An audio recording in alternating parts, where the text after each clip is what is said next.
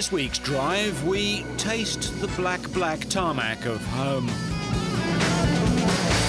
Do some low-level flying in Mexico. See a one-off hybrid with new ideas. And play hide and seek or smoke. All this and more in this week's Drive.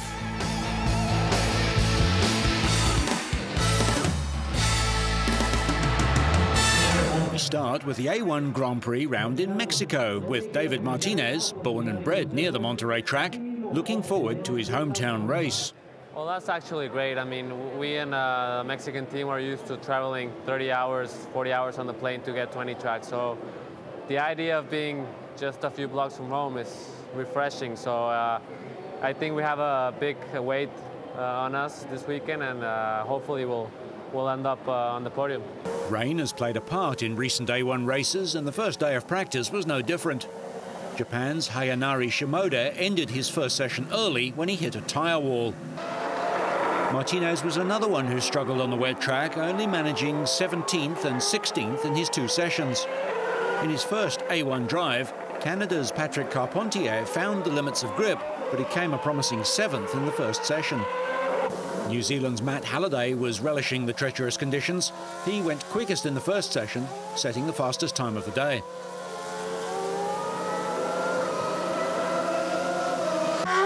Also going well was France's Alex Premat. France lead the overall standings, and Premat, who took over the car from Nicolas Lapierre, set the second quickest time of the day, a quarter of a second slower than Halliday despite an unexpected detour. But no such problems for Halliday, who was delighted with his day's work. Yeah, it was very wet and quite dirty, you know. It was fun, you know. I think it's quite a good layout here. The circuit definitely is very slippery. It's going to be very tough if it's wet for the weekend because, you know, you struggle with vision. There's a lot of dirt on the circuit. But, no, it was a very enjoyable day. Obviously, we're doing well, so looking forward to it. Third place in Britain is New Zealand's best finish so far this season.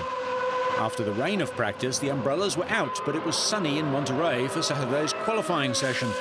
Making his debut in A1 for Lebanon was 17-year-old Graham Rahal, son of IndyCar legend Bobby. Rahal Sr. has always been proud of his Lebanese background, and Rahal Jr. claimed 16th place on the grid. It's a great honor to actually represent the country, and we hope that it gives you know, that our results will make people proud in the Middle East and all around the world. After a poor showing from David Martinez, Salvador Duran, third in Indonesia, qualified the Mexican car.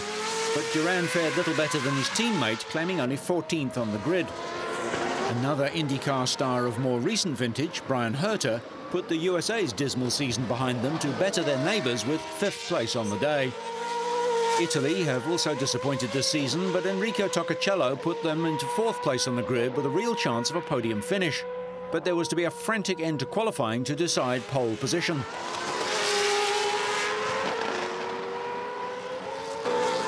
South Africa had led for most of the day, but series leader France took the lead with Premat's final effort. France could clinch the title with 12 more points over Switzerland.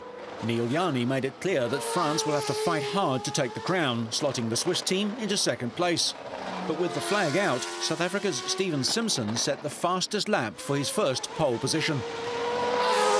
I think that it's really nice being surrounded by these two drivers, and I think I've got quite a few more experienced drivers right behind me. So I think, well, I certainly want to be on the podium and on the top step of the podium, and I don't really have a championship to be winning at the moment, so I'm going to go all out for the win.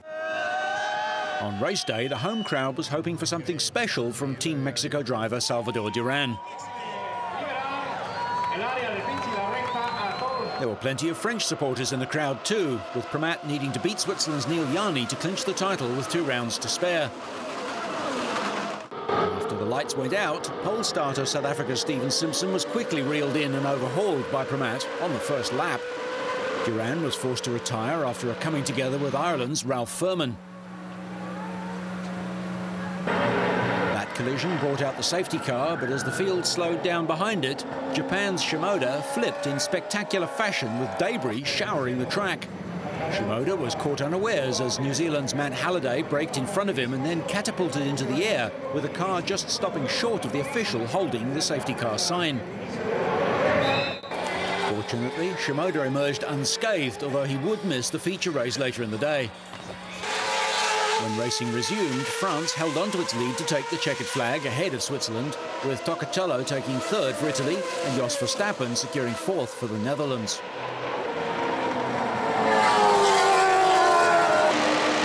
The placings in the sprint race decided the grid positions for the feature race, and Pramac made another good start to lead the field through the first corner, with Verstappen passing Tocacello for third. The teams all made their mandatory pit stops early in the race, and Pramac retained his lead, with Yanni coming out after his pit stop just behind the French car. But Yanni, in his last A1 race before taking up his test driver duties for the Scuderia Toro Rosso Formula One team, would lose second place to fast-charging Dutchman Jos Verstappen. The safety car came out again after Indonesia's Ananda Mikela took out Australia's Christian Jones. Mikela limped back to the pits for a new nose, but Jones's race ended right there. Further up the field, the Czech Republic's Thomas Enger moved past New Zealander Halliday late in the race to win the battle for 7th place. But at the front, it was Pramac who proved dominant again to make it a perfect day for France, with Verstappen taking an excellent second place, just his second podium finish of the season. Yanni took third for Switzerland, with Germany's Timo Scheider sneaking into fourth. Only a major mishap can deny them the title, but Pramac was content to reflect on a good day at the office. It was a fantastic race because the car was pretty good. We changed a lot of things in the car, and the car it was pretty good, and so I did also the fastest lap, so this is nice. So, maximum points for the French team, who now go 32 points clear of Switzerland with just 2 rounds remaining. The series now heads north of the border, with California's Laguna Seca Raceway hosting round 10.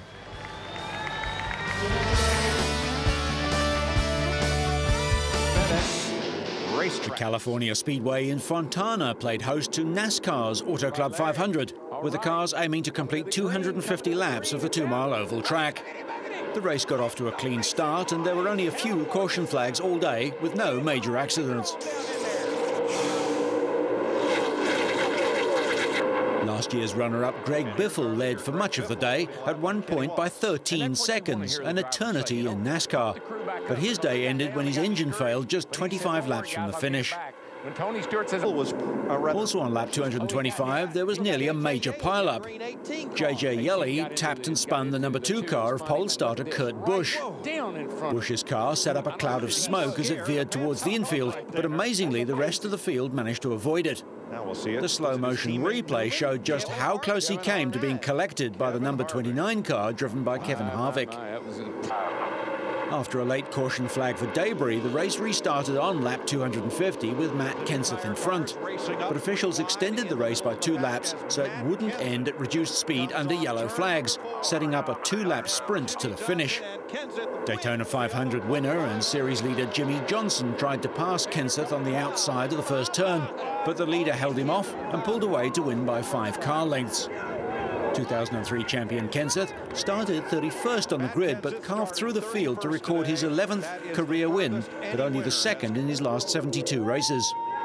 He only led for 40 laps, including the final 33, giving Ford a first win with their new Fusion model. Dick Berggren amidst the spray of victory.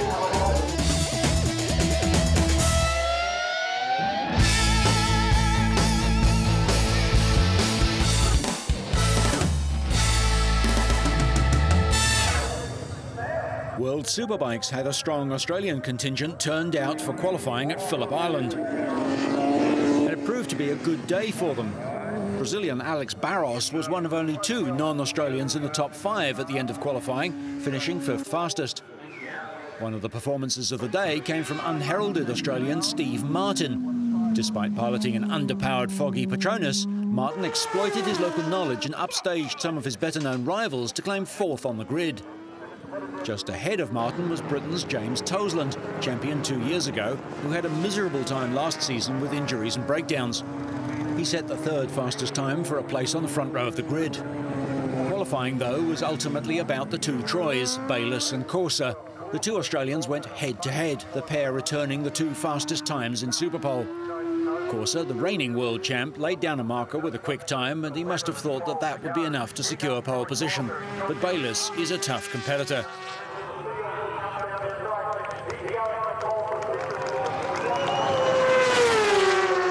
The 36-year-old, who has returned to Superbikes after 3 years in MotoGP, earlier set the best time ever on a Superbike on the 4.45-kilometre circuit in free practice.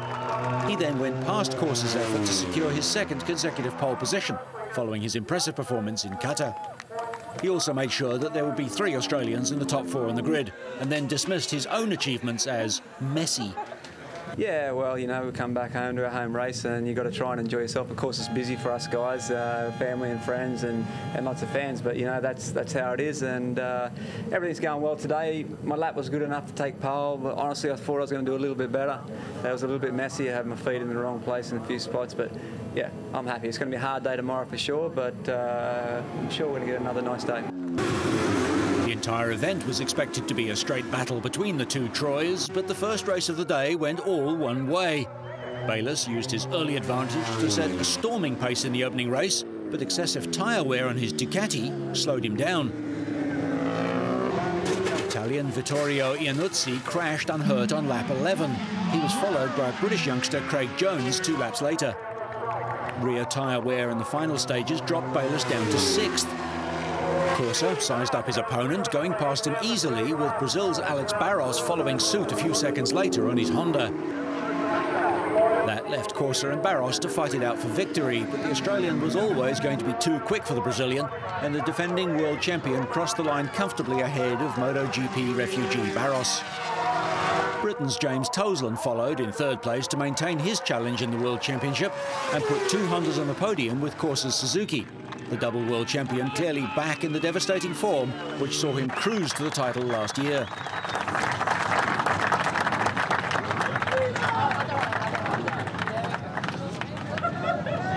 We now have the Corona. The day's second race was much more eventful. Bayliss, having dominated qualifying and set another new track record in the morning warm-up, was determined to make amends for his earlier lack of results. Yamaha rider Noriyuki Haga was the early leader, but first Toseland and then Bayliss slipped past the Yamaha. The excitement was caused by Corser. He crashed out of the race on lap 4 when he high-sided at MG Corner, fell off his bike and landed right in the middle of the track. Unfortunately, Corser was clipped by Barros, who had only a split second to avoid the prone rider. Luckily, Corser suffered only bruising and some pain in his left side. Carl Muggeridge and Lorenzo Lanzi crashed uninjured on the 11th lap. It looked like Toseland and his new Honda were going to take the top spot, but on lap 15, Bayliss got past and started to pull away and built a lead over the Briton. Behind them, Barros, Haga and yet another Australian, Andrew Pitt, were battling for 3rd place. At the end of the race, Bayliss was over 5.5 seconds clear of Toseland, with Barros finishing 3rd, 14 seconds behind the race winner. Japan's Haga took another 4th place for Yamaha. For Bayliss, it was a 23rd World Superbike victory and Ducati's first of the season, following the 2 second places achieved by Bayliss in Qatar at the season's opening round. The results from Phillip Island sees Bayliss on top of the World Championship standings on 75 points, just 1 point ahead of Toseland. Despite his crash, Corser is 3rd on 63. The next round of the championship will be held in Valencia in Spain in late April.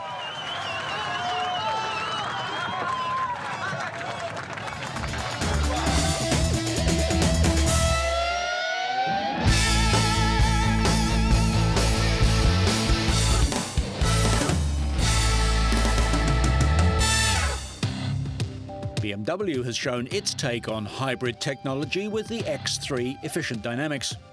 Using new innovations such as supercap technology, active transmission, automatic engine startup, high-precision injection and brake energy regeneration, the concept X3 Efficient Dynamic achieves an increase in performance while improving on the fuel consumption by up to 20% over the standard X3. In contrast to the petrol-electric hybrid vehicles from Toyota, Honda and Ford, the X3 uses high-performance capacitors, or supercaps, to store and supply electric energy to the vehicle's well-packaged active transmission. The active transmission combines an 80-kilowatt electric motor with a conventional 6-speed automatic gearbox and attaches to a BMW straight-six engine that uses jet-guided direct injection to further increase efficiency. The X3 concept combines BMW's Valvetronic throttle with high-precision injection technology, the first jet-guided direct fuel injection system for large-scale production. High-precision injection technology is likely to follow Valvetronic into full-scale production within the next few years.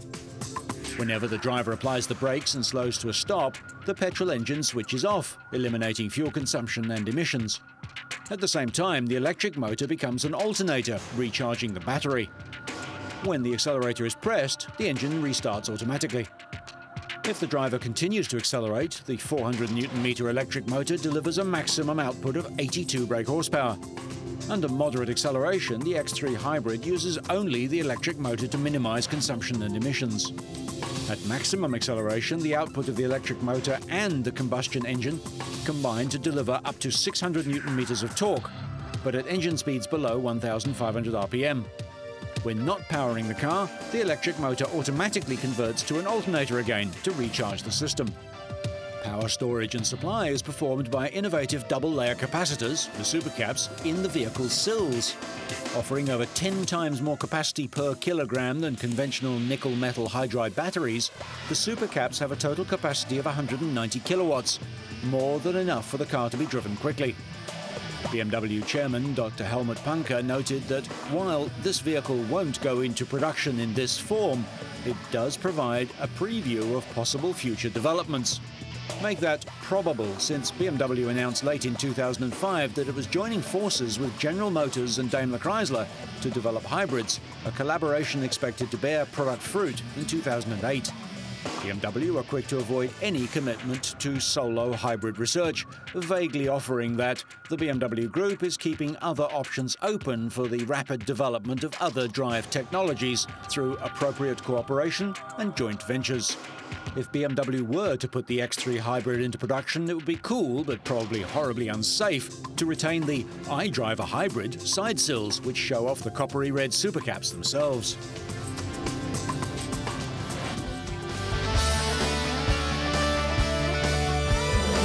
Rain has affected much of the pre-season testing allowed for MotoGP riders, and it happened again at Barcelona's Circuit de Catalunya. All the teams were in attendance, and a new BMW sports car would go to the quickest rider in the final 40-minute session. Nicky Hayden has impressed during pre-season, and he went well again here despite the wet conditions. The Works Honda rider, who will be looking to add to his one career Grand Prix win from last season, went top of the lap sheets with a time of 1 minute 58.9 seconds. Also having a good day was Britain's James Ellison, who was only 0.7 of a second slower than the American on his Yamaha. But it was to be a frustrating session for 5 times MotoGP world champion Valentino Rossi. Having been quickest in the dry on the previous 2 days, the Italian could only manage 3rd place ahead of Ellison and suffered the embarrassment of a trip into the gravel.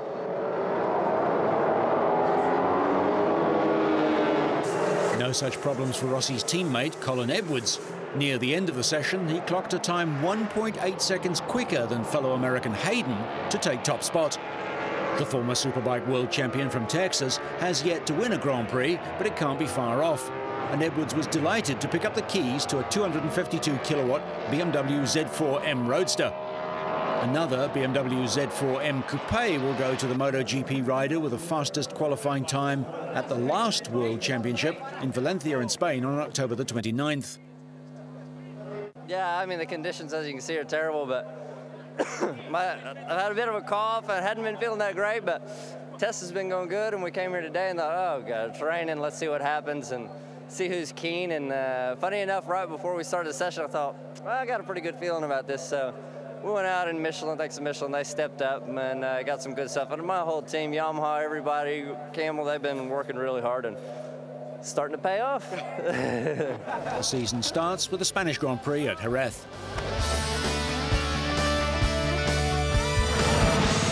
The Indoor Trials World Championship moved on to Lisbon in Portugal for the 9th round of the season.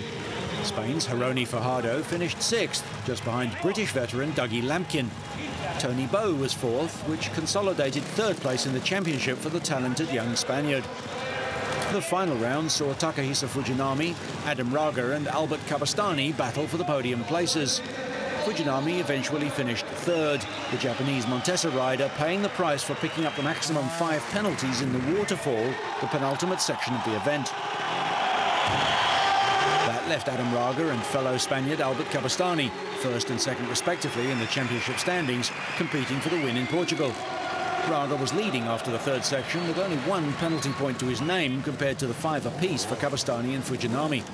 But the reigning indoor and outdoor world champion suffered failures on sections 6 and 8 on his gas. That allowed Kabastani a sighted victory, and the Sherco rider made the most of his opportunity. A total of 13 penalty points, 2 less than Raga, saw Kabastani top the podium.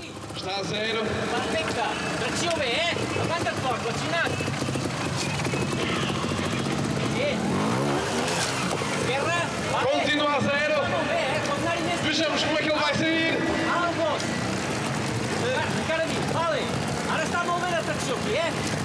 Vamos lá começar a aquecer o pavilhão. So Raga's overall championship lead is now down to 15 points. Raga has 80 points and Kabastani 65, with Tony Bowe 3rd on 55.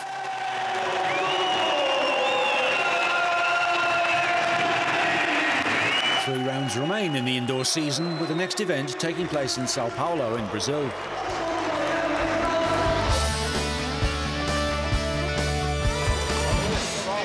The Night of the Jumps Championship ran over 2 nights of competition. Adam Jones won the first day, but it was all to play for on day 2 as fans, both young and old, filled the stadium. 9 riders from 3 continents did battle on a stony dirt course that had already eliminated American Mike Mason. He crashed heavily in practice and was unable to participate. That meant that there was 1 less rider standing between Mathieu Rebau and victory. The reigning Night of the Jumps champion was seeking his 2nd win from his season's 5 rounds to date. Rebau finished as runner-up to Jones on Friday after topping the qualification round standings.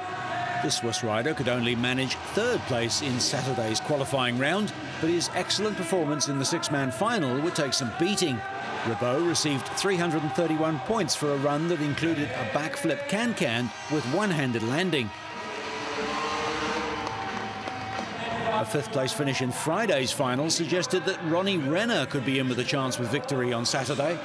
The American finished in 2nd place in qualifying, and his final run had all the hallmarks of a triumphant performance. But Renner would have to settle for 2nd place overall with a score of 314 points. Consolation for Renner would come in the whip and highest air contests, which he would win ahead of Rebau and Libor Podmol of the Czech Republic, respectively. 3rd place went to Andre Villa. The Norwegian was expected to win in Innsbruck after leading in qualifying, but Villa's hopes fell to the ground with his Yamaha when he failed to land one of his jumps on the unforgiving course, handing Rebau his 2nd win of the season. Yeah, I'm so happy. My run into the final, everything is perfect. I did all my tricks and it's very good. I'm so surprised. I make for my first time the backflip can-can to one-hand landing, and it's pretty cool. I hope so. All the events for the next week is the same. Rebau has finished on the podium in 4 of the season's 5 events to date, with the 2nd and 3rd place finishes to go with his pair of victories. So whether you're spinning through 360 degrees in the rain or falling on your side in the gravel, so you stay on track and up to speed, make sure you catch next week's Drive.